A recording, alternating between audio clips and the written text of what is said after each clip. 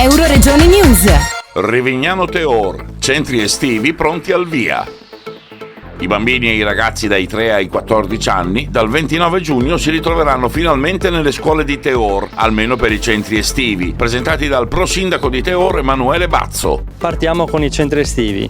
Centri estivi che è un servizio ormai decennale del nostro territorio, del nostro comune. Anche quest'anno è stato affidato a un ente esterno, quest'anno è la cooperativa Nemesi, come già l'anno scorso. E partiremo dal 29 giugno per 5 settimane. Quest'anno poi appunto con l'emergenza Covid-19 le cose sono un po' cambiate rispetto al programma che ci eravamo posti come amministrazione comunale.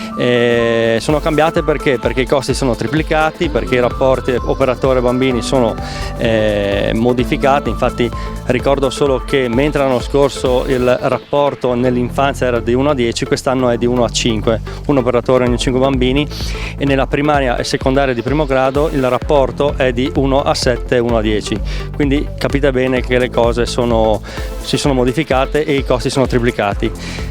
Allora, come amministrazione comunale abbiamo deciso di venire incontro alle famiglie abbassando notevolmente la quota di iscrizione settimanale, perché le famiglie pagheranno 50 euro a settimana, abbassando così la quota del 70% a carico appunto dell'amministrazione comunale. Cominceremo il 29 giugno per 5 settimane fino al 31 luglio, dunque per i bambini dai 3 anni ai 14 anni. Avremo 2 sedi. I bimbi dell'infanzia, quindi 3-6 anni, useranno appunto la sede qui a Teor, dove siamo in questo momento, l'asilo dell'infanzia appunto, e i ragazzi e bambini delle medie e delle elementari useranno invece la scuola primaria sempre nel plesso di Teor. Il format è mattiniero, quindi dalle 7:30 di mattina alle 13. I bimbi potranno usare anche tutti gli impianti sportivi sempre qui a Teor, quindi palestra e campo sportivo.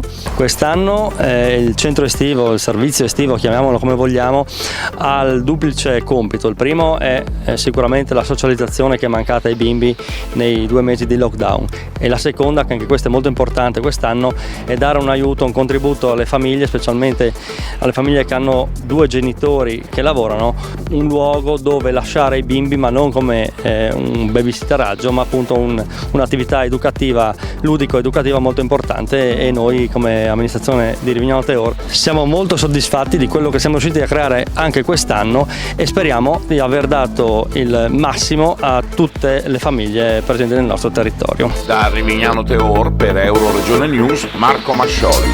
Euroregione News.